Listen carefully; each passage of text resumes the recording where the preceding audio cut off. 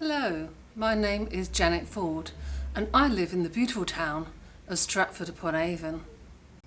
Not only do I live in the very centre, the very heart of the town, I own a business here too, so I know lots of secrets which I will tell you about as we journey around the town. This is Secret Stratford.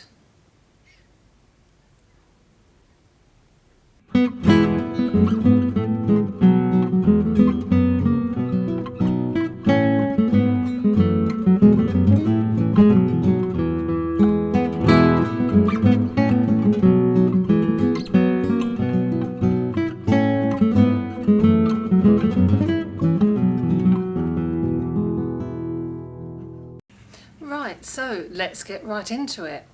Today we are going to visit Shakespeare's birthplace.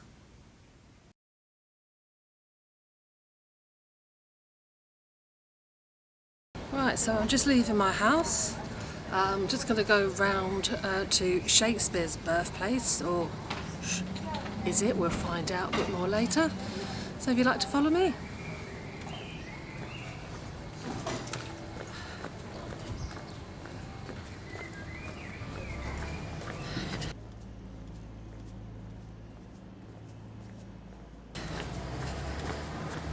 There we go, going down Sheep Street.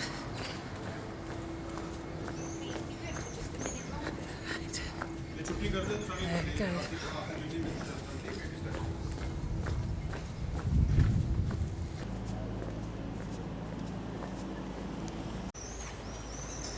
Right, so I can hardly see myself, but here we are. We're on the corner of Sheep Street. We're just going to go down the high road, and or the high street, I should say, and that connects with Henley Street, where Shakespeare was born. Walk this way.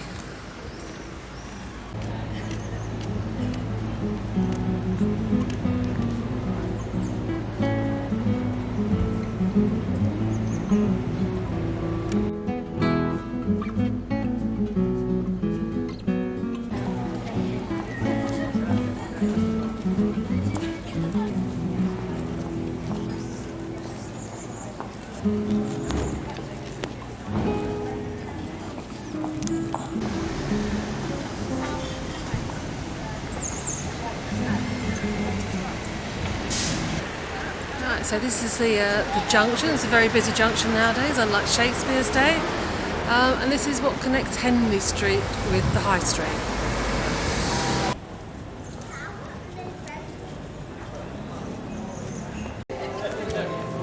Right, so here we are, Henley Street.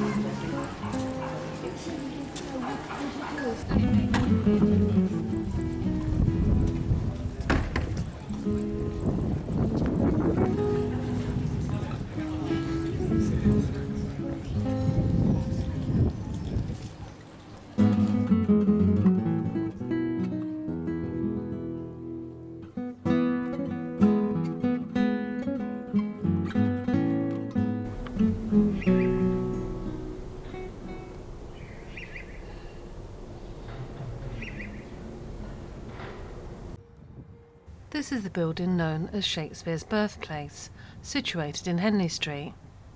When I first came here nearly 40 years ago, you could drive up Henley Street and park outside the birthplace. When I say this is known as Shakespeare's birthplace, that is because much of his life is not well documented or vague, and many locals in fact do not believe this is the house of Shakespeare. Before the mid-18th century, there was very little interest in where Shakespeare was born. It was not until New Place, the house that Shakespeare bought when he was 33 and lived in, when in Stratford, and to which he retired at the end of his life, was demolished, that David Garrick started to drum up interest in Shakespeare via his Jubilee, The only focus was a now empty spot where Shakespeare's house used to be and his grave at Holy Trinity Church. A search or competition was put forward to look for Shakespeare's birthplace, and the property at Henley Street was put forward as one of many and was eventually selected. At a meeting of the Jubilee Committee, David Garrick wanted to advertise the house as probably William Shakespeare's birthplace, the place that he was born in, and the committee shouted him down as they felt that no one would come to see a probably. Therefore, the word probably was admitted. The Jubilee took off on the 6th of September 1769. The property now known as Shakespeare's birthplace was therefore not seen on maps until 1790, when Samuel Winter literally put it on his map. The Shakespeare Jubilee was staged in Stratford between the 6th and 8th of September. Whilst the Jubilee itself was a bit of a disaster, plagued by bad weather and hostility from locals who feared looting, its long-term legacy had a major impact on the rising tide of bardology that led to Shakespeare becoming established as the English national poet. David Garrick was Britain's most famous Shakespearean actor at the time, most influential theatre owner-manager, had the idea for the Jubilee when he was approached by the town's leaders who wanted him to fund a statue of Shakespeare to stand in the town hall. Garrick planned a major celebration with major figures from London's cultural, political and economic world attending. The 1769 Shakespeare Jubilee, also known as Garrick's Jubilee, was ostensibly to celebrate Shakespeare's birth, but was held 5 years too late. Shakespeare was baptised in April 1564. Garrick's Jubilee may have been flawed, but it triggered an interest in Shakespeare the man, as well as Shakespeare the writer, which grew and developed into the next century. When the Shakespeare birthplace in Henley Street was purchased for the nation in 1847, it paved the way for major improvement to the town, including paved streets, sewers, and eventually a railway. In addition to these inducements to visit, the Shakespeare Memorial Theatre opened in 1879, marking a significant gear change in the tourist experience and the way people experienced the bard. By the 1840s, the Shakespeare property in Henley Street had been split into 3 separate entities: the Swan and Maidenhead Inn, a butcher's shop, and an adjoining tenement. The whole premise was owned by Harriet Ann Court. Her husband, Thomas Court, had placed restrictions on his will on how the property could be sold. He stipulated that on Harriet Ann's death, the house had to enter into public auction rather than being privately sold. So there is a bit of a mystery here.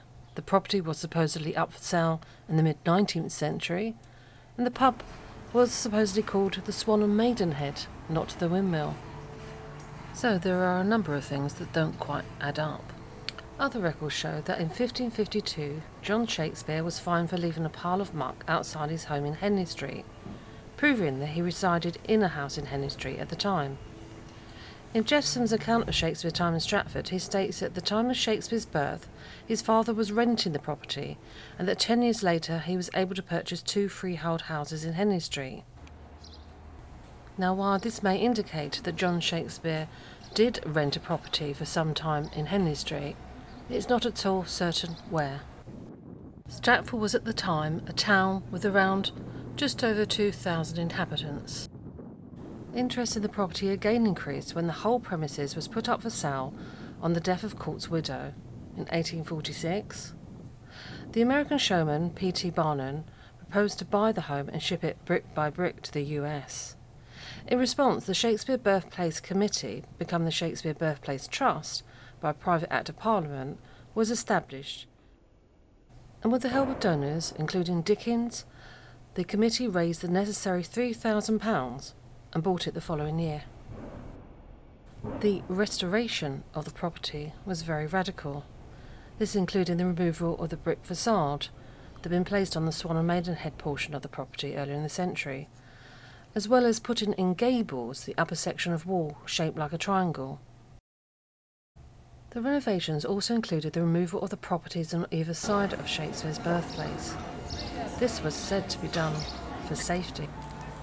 The Birthplace Trust were also very aware of the success of the imitation Surrey birthplace. The Royal London Zoological Gardens had a perfect copy of the birthplace in the grounds in July 1847, it was reported in the Times. So much of the house was remodelled from about 1855, and it took about 10 years. Most of the gables were added, brickwork removed, buildings from either side removed to make the property look bigger. You will notice that most of the beams are pretty straight. This is not common in older houses, especially if they are 500 years old. These were probably cut from old wood during renovation, so are maybe just 150 years old. The Birthplace Trust also own many of the properties in Henley Street. As part of the lease agreement, those shops are not allowed to sell anything Shakespeare related. So, was Shakespeare really born in this little house in Henley Street? I will leave that to you to decide. But in the end, does it really matter? It has served its purpose, as David Garrett had hoped, and has drawn people from all over the world to celebrate Shakespeare.